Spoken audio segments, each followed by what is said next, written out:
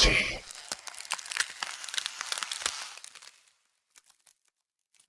Hi guys, thanks for coming back. So I was going to do a video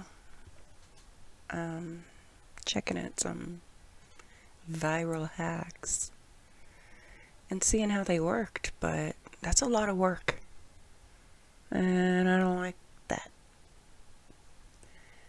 Then I stumbled upon Ann Reardon and I couldn't stop watching her.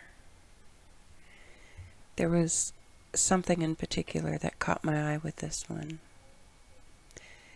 In any case, let's see what she's got to teach us today. Welcome to How to Cook That. I'm Ann Reardon and you told me that you love this series. So today I am doing another debunking video where I take viral videos that you have sent to me and examine them and expose the ones that may not be 100% true. There could be a little bit of fakery I don't in believe there. that one's true. So let's get started. This first one is by Blossom. They put a can of sweetened condensed milk in a pan. Oh no. And pour cake batter around it. I don't know Then about they that. open the can. Okay. Phew, I'm glad they did that. And then they bake it in the oven. And they have oven-ready Dulce De Leche. Then they pour that over the cake. Looks amazing. It does. But I don't think it's going to work. What do you think? And why do you think it's not going to work? Okay. No, I don't think it's going to work.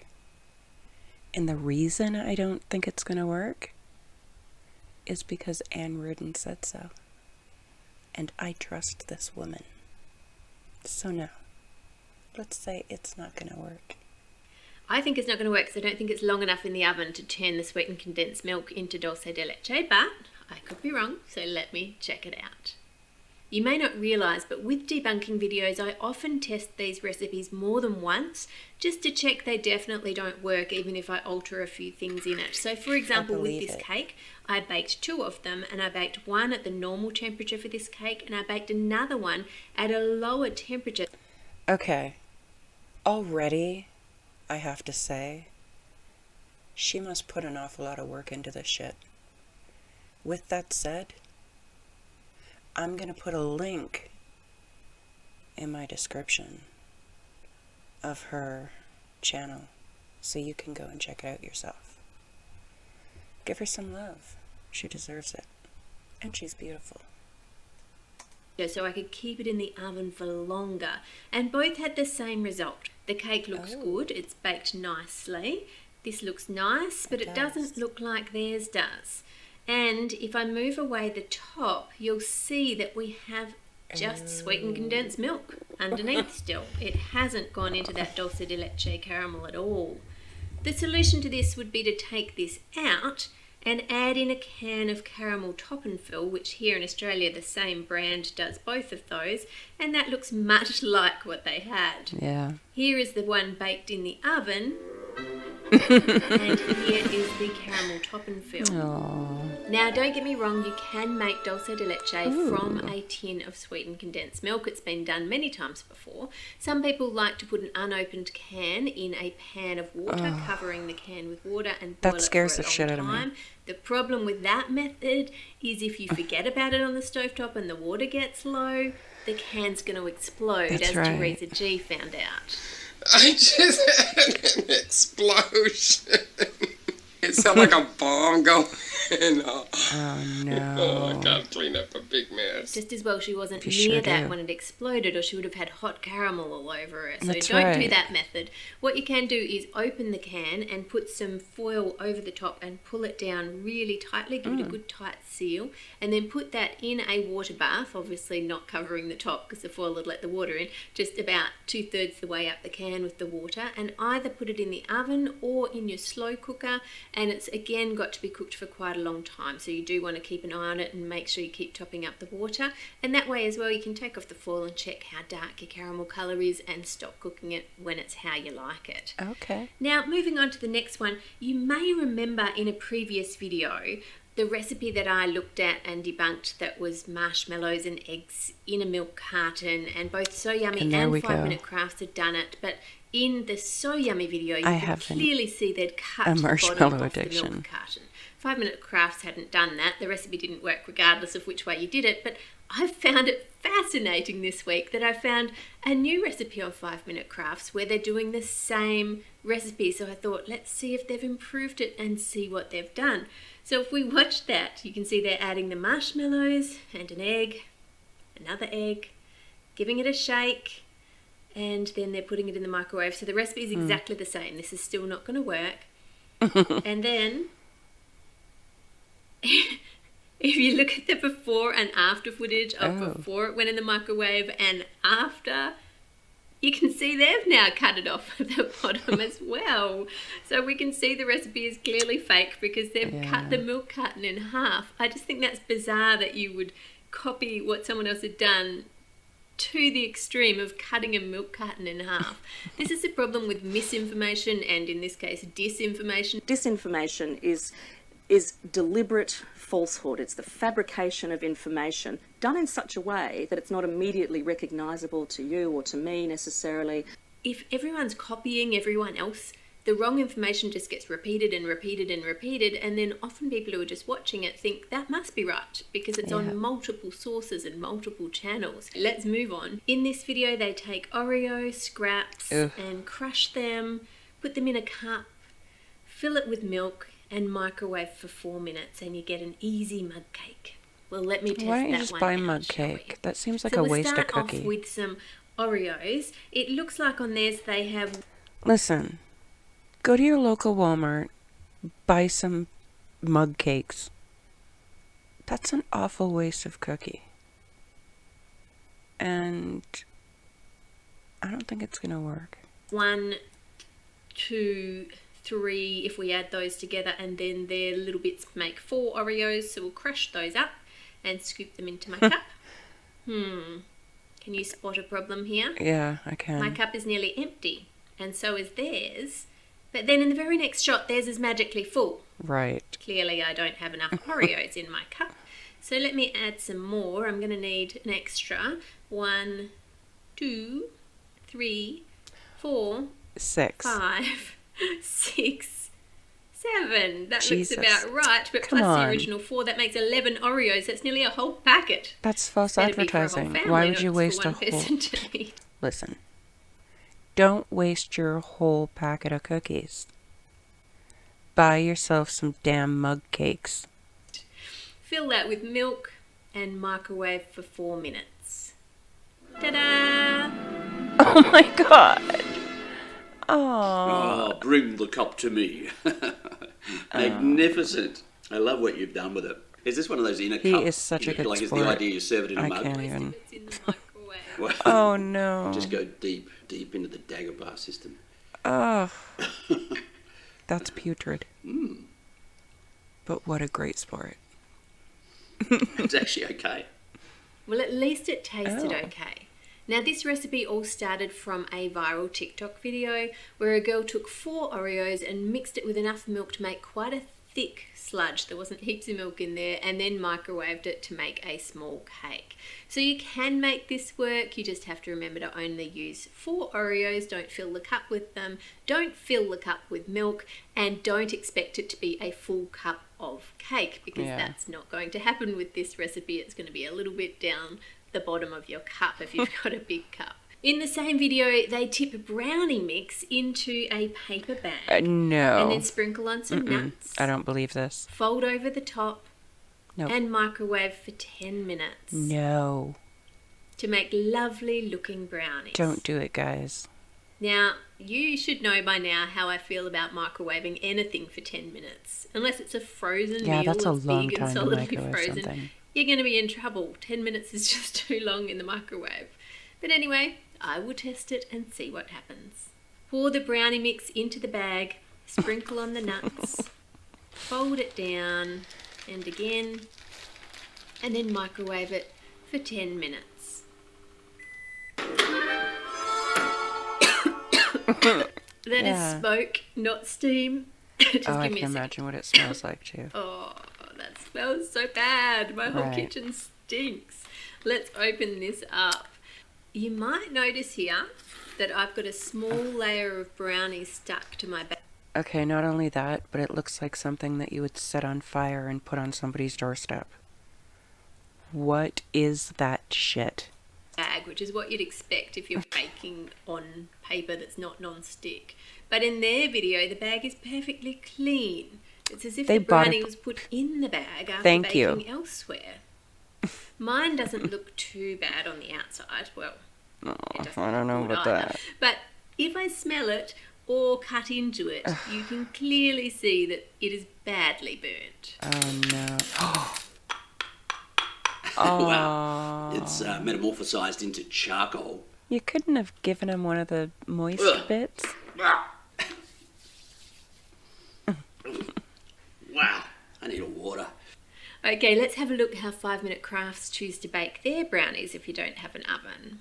Well, they use an eraser to make a mini cute little foil baking tin and fill it with brownie mixture, and then they put it on a hair straightener. Wait, what? And it bakes. And then they've obviously repeated that a couple more times so that they have 3 tiny little not very good looking brownies. I guess I have to test it and see what's going to happen, hey? I've made my eraser size tin out of foil, add in the brownie mixture and carefully put that onto the hot hair straightener so I don't burn my fingers, and start a timer. Now I'm going to have to fast forward this for you.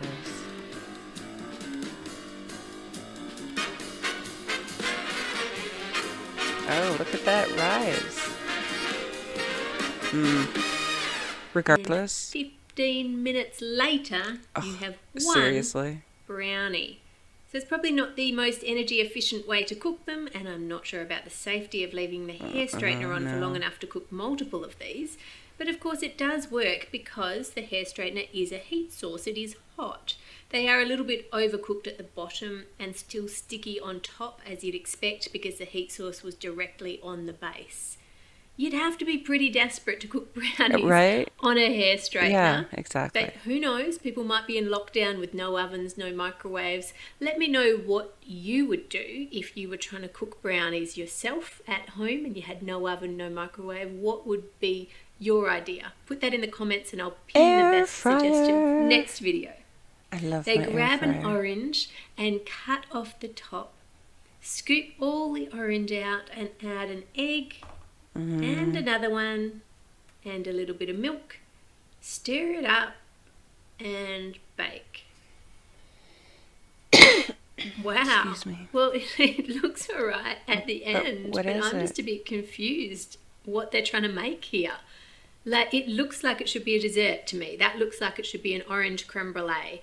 But if you were making that, you'd need to add some sugar at least, preferably leave the egg whites out and add a little bit more cream in there. So you've just got the milk, cream, egg yolks, a bit of sugar, and the orange flavour from the orange on the outside. That sounds really yummy. But this has no sugar in it, so it's clearly not what they were going for. They weren't doing a dessert. So then it's more like quiche filling, but with no savoury elements to it. So that's a really weird recipe. Yeah, I'm definitely making this for Dave to try.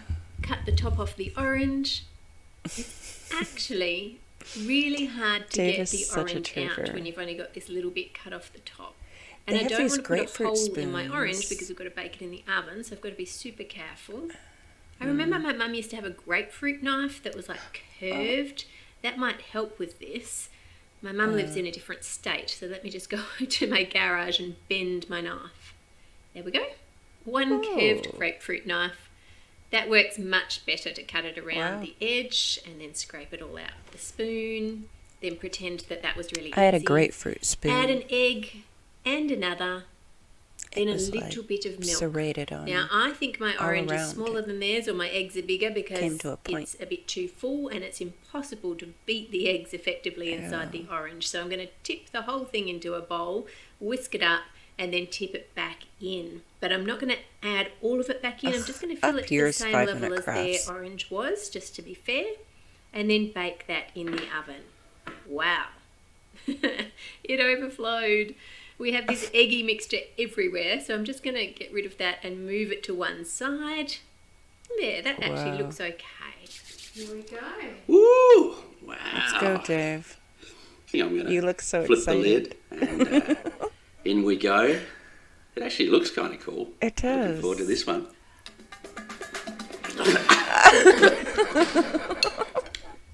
What? That is not what I expected at all. What were you expecting? Something like sweet and nice. And Like an orange custard? yeah, something orangey maybe. You know, they're kind of related to the... Such a good What did it spirit. taste like? It tastes like an omelette. It's like an omelette in an orange. Wow, that's what I want. Moving on to the next one that you Interesting. sent me, which is this one by 5 Minute Crafts. They draw Okay. a circle the size of a lid on the top of the This watermelon. is And then what I tip wanted, in but 2 bottles of soft drink so that it goes not into soft the drink. watermelon. And I then when you wanted to cut do it vodka. open, I assume it's supposed to taste of Coke. They don't actually say. We can't really tell from the girl's expression, but I assume that's what they're going for. We'll give it a try and see Oh, what well, happens. she's nodding. Got a hole in the middle of my watermelon. I'm going to put the watermelon on top of the Coke so I can tip it up without spilling it. See how And she then thinks? Tip it over. Oh, No, shit. quick. Grab a cloth. It's fizzing everywhere. No, it's going on me.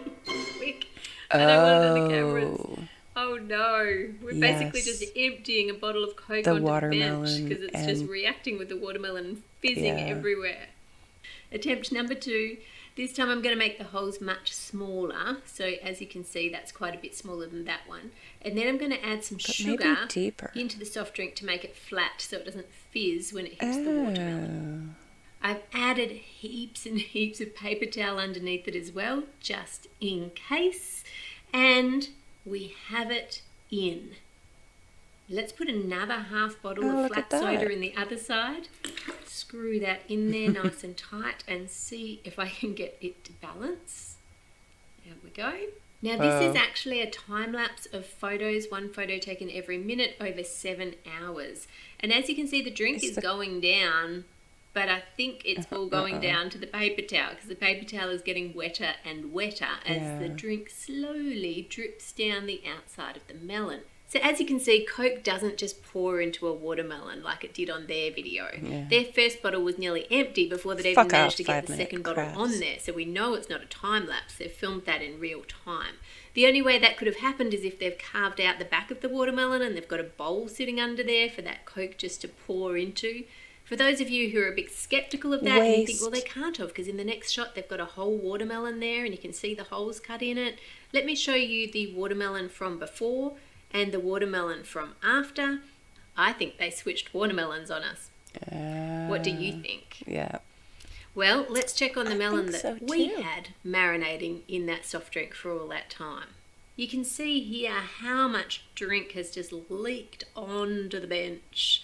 It is Wow. just literally dripping. It's just drenched. It's another mess for me to clean up. Debunking is so fun. Now let's cut this thing open. You can see a little bit of discoloration right where the bottle was, but not very much at all. In the centre hole, I poked a skewer right down to see if I could encourage the Coke to go in, but it just didn't work. Excuse me. I'll cut a bit from the very edge section and see if Dave can taste anything different. It certainly Let's go, doesn't Dave. look appetising. Looks like you took a good watermelon and wrecked it. Next we have this one from Tastemade that someone sent me in to test. So we've got a whole new channel that we haven't had on debunking before.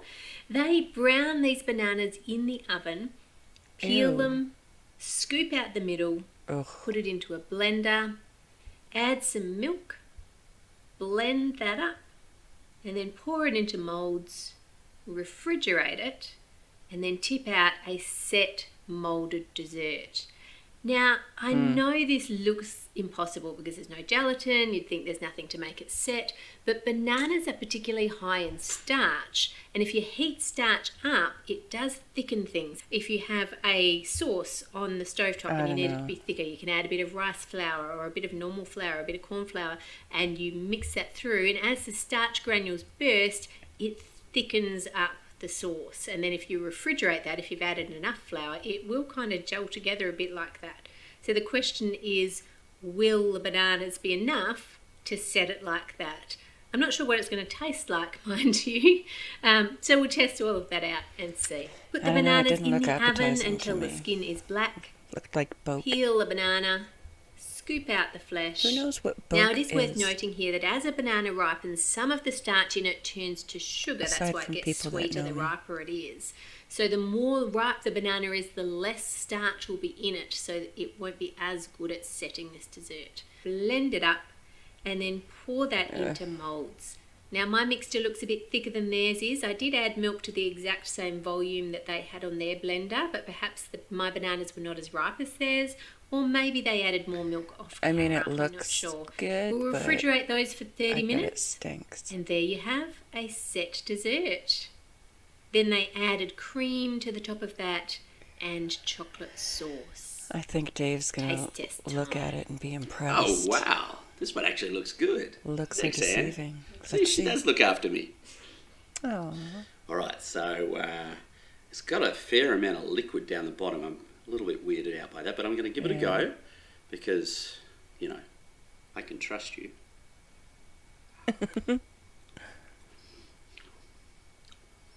It's just so disappointing. It's kind of like baby food. It's like a banana gloop. I wonder if you added a little bit more sweetness to that, whether it would taste a lot better. It is interesting, though, that they've used the bananas to set it. I think that's a creative way of doing it. And certainly, if you're a vegan, this is a good thing to explore because obviously, if you don't want to use gelatin, it's good to have some other things that you can use to set a dessert. So give that a go, experiment, No see if you can come up thanks. with your own recipe there using that as a base to make it set.